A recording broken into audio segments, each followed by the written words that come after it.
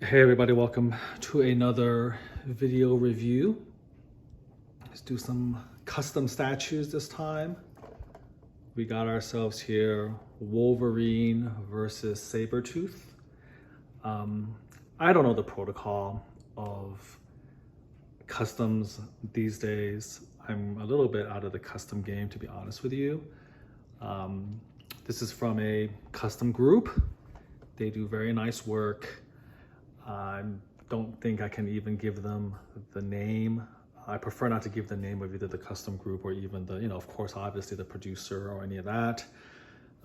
If you, propagate this image on Facebook, I'm sure you'll be able to find that out for yourself. But here we are. Very limited number. There were two versions. The yellow version, and then there was, I think, a brown Wolverine version as well. It started off with the yellow one being more limited, but then there was so much demand for the yellow version, he actually switched it up so that this became sort of the more common version. Since I chose this because I like the colors, that didn't really tempt me to change my order or anything. But in any case, yeah, this is the less rare variation. So it's Wolverine and Sabretooth fighting. Of course, these are two classic, iconic opponents from the pages of the comics. And this is a very classic scene, the two of them fighting each other in the snow. I don't know, who sculpted it. This is a factory production paint job.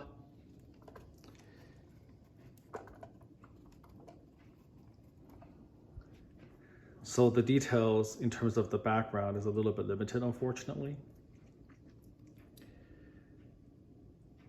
When Sideshow first got the Marvel license, they did a lot of interesting ideas. And whatever you want to say about Sideshow, they were the pioneers in a lot of different things. Like nowadays, you see a lot of custom dioramas, X-Men versus Sentinel, for instance.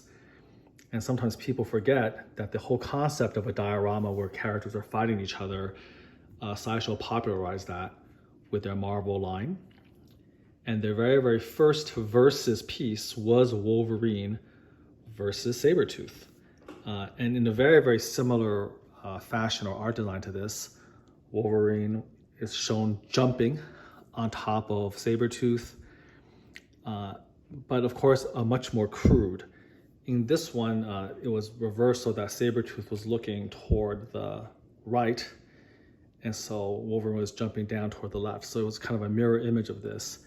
And the arm of Sabretooth was literally against Wolverine's chest. So you can Google that, Sideshow, Wolverine versus Sabretooth. And that was their very first versus diorama. And again, quite primitive. And this sort of extrapolates that idea and improves on it with much better size and quality and detail. So one of the things I really liked about the sculpt was just sort of the sheer physicality of the piece, the huge muscles, the definition of those muscles, kind of the ferocity and the energy of the piece. It was just very, very well designed, in my opinion. It's kind of hard to give statues verticality. You have to really think about how to properly put them all together. And I thought that this was keyed in very, very nicely so that the joins are pretty nicely hidden, and it really does show you sort of the ferocity when the two are just fighting each other like this. As you can see, there's many, many different switch outs. This is probably the one that's the most popular. This will be the most complete version where you use everything. So here is a close-up at the damage done to Wolverine's face. So you can see that the right half of the face is basically torn off. And then you can actually see a hint of the adamantine skull underneath. You can see the spray of little blood droplets. And then of course on Sabretooth, he's not completely, gotten with it. You can see the huge slash marks across his face. Look at the teeth. So the two damage to each other. You can appreciate the damage on the chest. And then of course the blood trailing behind these claws. These claws are metal, by the way. All of these are metal. That's very, very nice. You can see the definition of the musculature. So these two characters are just basically hyper muscled, So you can see all of the detail, the musculature. And we look at the back as well. So you can see that Sabretooth basically clawed the back of Wolverine. And he's clawing him in the front. Check this out right here. And of course the snowy base. You can see the blood on the snow. All the snow effects. This is actually pretty decent snow effects. Sometimes people want to do a little bit better job. They try to do like all these little speckles, and I don't really like that. It gets everywhere. They try to do the powder. I think this is a decent snow on rock effect, and you can actually see the very nice powder effect on the boots for both Sabretooth over here, and then of course you can see the excellent effects right over here. Take a look. You can see the sole of the boot and then the snow on that on both sides. So I think this is just really very, very well done. Very nicely applied. Let me see if I can put my hand back here so I can come into a little bit more focus. So it looks good. And then of course, Sabretooth in his classic X-Men costume with the fur. Let me try to step back a little bit. It's a huge piece, very, very tall. You can see I have to go all the way back here to show you all of it in its glory. Let's do a little touch up here. You can see the different angles. Appreciate the musculature all the way down here. They also hit the seam lines pretty nicely with the different heads.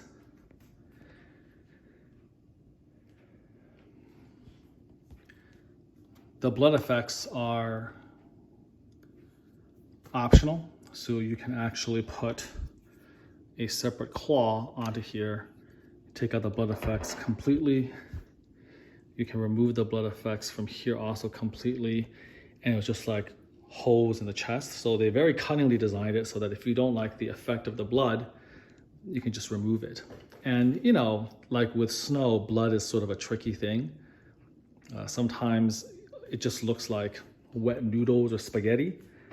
I have to say that they did a pretty nice job. I don't feel like this statue was going for like a very grounded, realistic look.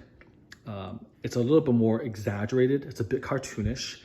The muscles, the kind of the exaggeration of the muscles. For instance, over here, you can kind of feel you can see the little wrinkles of the clothes over the muscles, but you can see the striations of the individual muscle fibers of the pectoralis majoris or the pec major, which is a bit stylized for sure.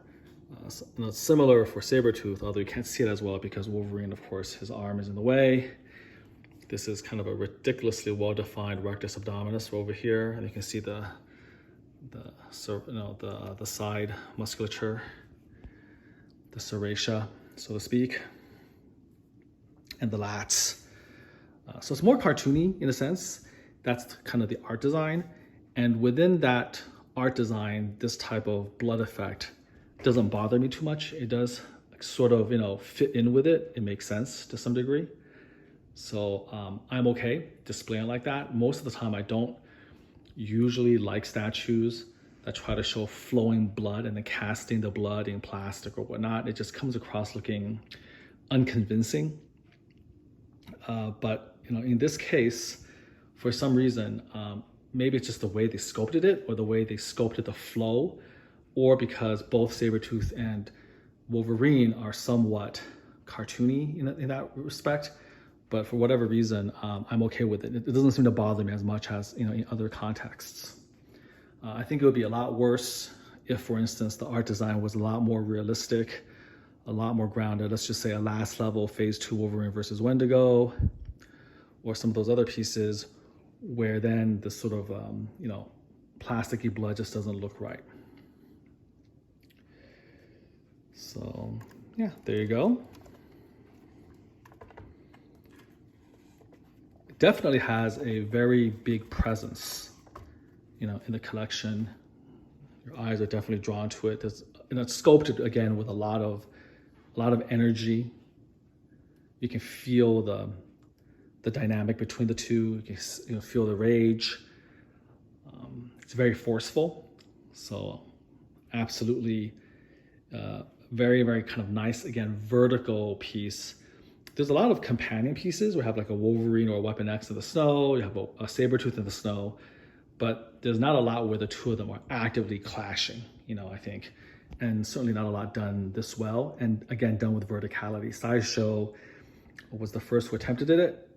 The Sideshow was the first who attempted it a long time ago, well over a decade ago. And this sort of kind of builds on that idea, but executed a bit better. I do like the fact that, the claws are metal. For custom pieces, it's definitely something that should be expected. And again, the nice blood here, and then, they actually have little grooves to put the claw, so it does really look like you're slicing the blood right out. It's almost like slow motion, like an anime type of quality. And you can see the blood, of course, on the rocks. Now, in terms of criticisms, I don't think it's necessarily fair to criticize the statue for being a little bit too over the top in terms of the sculpt, because I think that's a conscious design choice. You're either okay with the the over muscled super physicality of these pieces, or you're not. You can see here the shoulders, you can see the little scratch marks. So very, very nice detail all the way along. I don't want to say that the muscles are extraordinarily inaccurate. They're just hyper accentuated to the point, a little bit of of parody, right? But within that art design, I think the statue is incredibly well sculpted, with a lot of little tiny details to the armor, especially to the battle damaged portraits. Did a great job. The claws here, very, very nice, long nails. So I have really very little complaints as far as the sculpt goes. The base is simple, but doesn't overwhelm the statue, because you want your attention basically, on the statue. I think the seam lines again are reasonably well hidden, so it's not distracting. The one problem with the piece, which I'm sure you can guess, is that the paint job is a little bit lacking. At least in the 2020s, the paint doesn't have a whole lot of shading. It feels very, very flat. So there could just be a little bit more vibrant paint.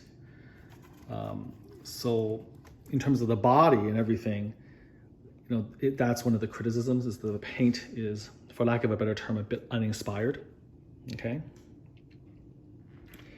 Everything's just very, very sort of flat, one or two colors with very little shading. Okay, very, very little texturing or shading of the paint.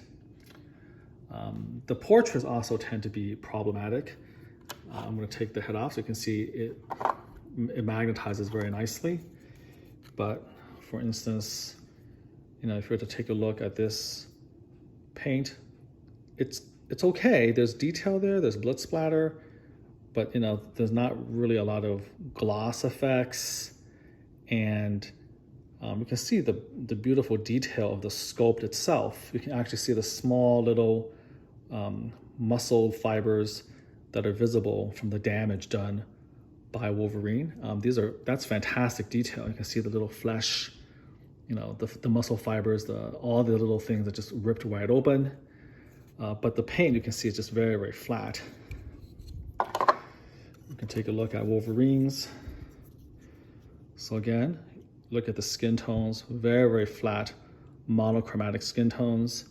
But on the other side, with the muscle, almost like hamburger, you can see again the adamantine, hint of the adamantine skull underneath. So it's very, very well done in terms of the sculpt, but the paint is just a little bit flat. And the battle damage here makes up for or covers up some of those deficiencies. But if you were to look at a normal face, like Sabretooth just screaming without the battle damage, then again, the problem with the paint job becomes a bit more obvious, right? Just again, super flat, no texturing, pretty simplistic right here. Same thing here. These are great expressions. And again, I think that the detail is there. You just have to bring out that detail with a paint. So you can do this. I think here all of the expressions fit equally well. You know, Sabretooth is just enough of a psychopath that he doesn't really care how much damage he's, you know, suffering as long as he's inflicting it. And with two characters that are both, you know, have healing factors, it doesn't really mean as much, right? So I kind of like this sort of sadistic grin because he knows that he's hurting you more than you're hurting him with the teeth bared. Let's take a look at all of the different effects. And then here, of course, is him in rage mode, but undamaged. These are great portraits, in my opinion. Really, really nice portraits. I don't think there's a bad portrait in the mix. I think that the battle damage one fits the best because you want to show, again, the ferocity and you're in mid-combat. Now, Wolverine, we have some issues. This is the Wolverine masked. Not horrible, but again, a little bit uninspired, right? In terms of the paint. If we take this off and then we put this on, this is what he would look like. I think you can get away with a little bit more about Wolverine because he's looking downward, and so you can't really see him very well. So from this perspective, you know, it's, you know, probably good enough in a sense. But then you take it off and you look, and you know, it doesn't look as good. This is probably, in my opinion, the weakest paint job. It's one of the best sculpts. Love the ferocity, love the expression, but again, you know, his skin texture just seems way too gray. There's just a grayness, a tan line to it that's, you know, just not very, very good.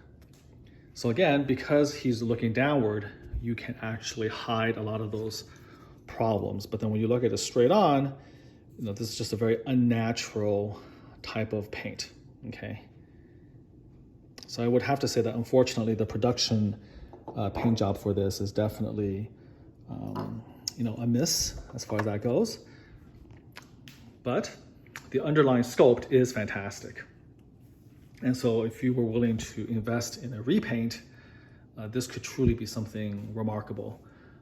I think it's a very, very good piece as it is, but again, the paint needs to be upped a little bit.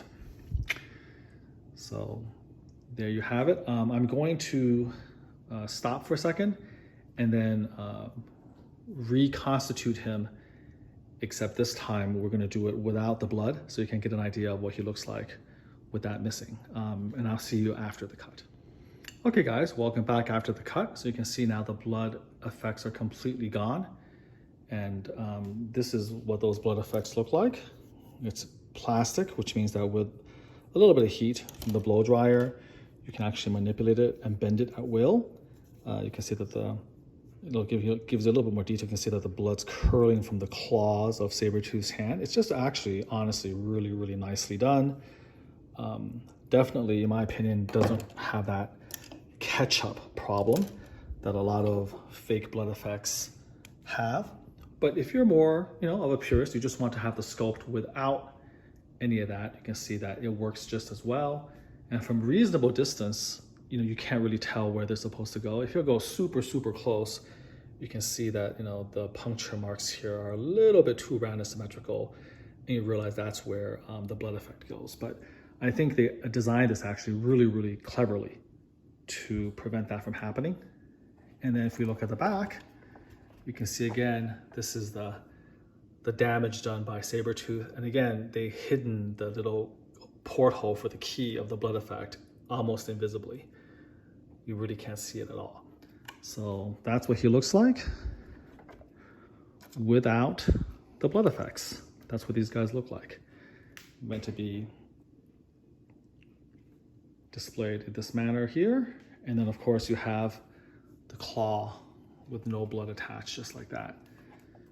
This is just a very classic interpretation of Wolverine and Sabretooth in their classic X-Men costumes.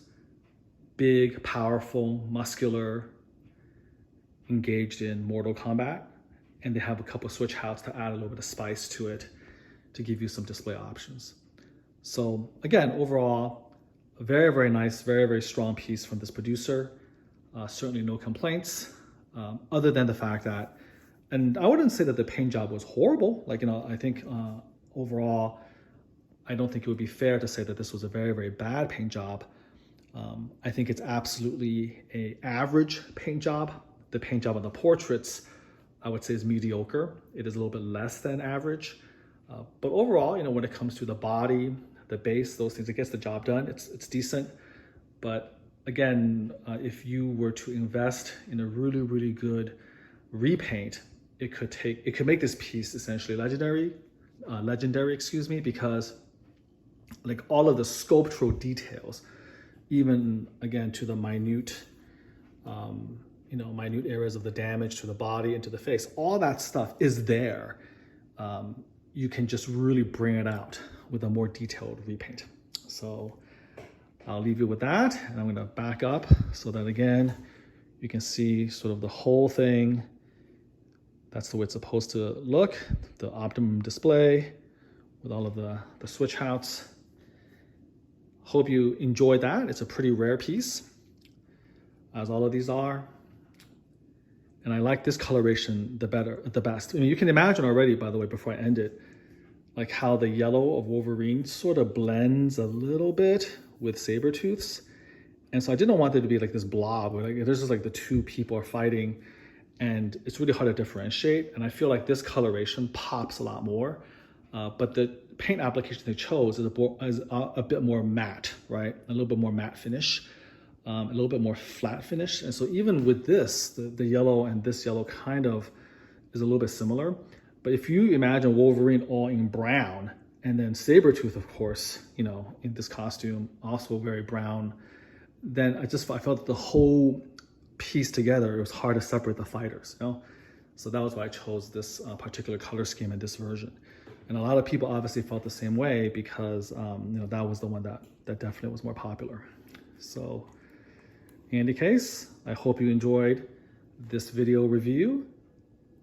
Wolverine versus Sabretooth diorama, custom piece. And until next time, do take care.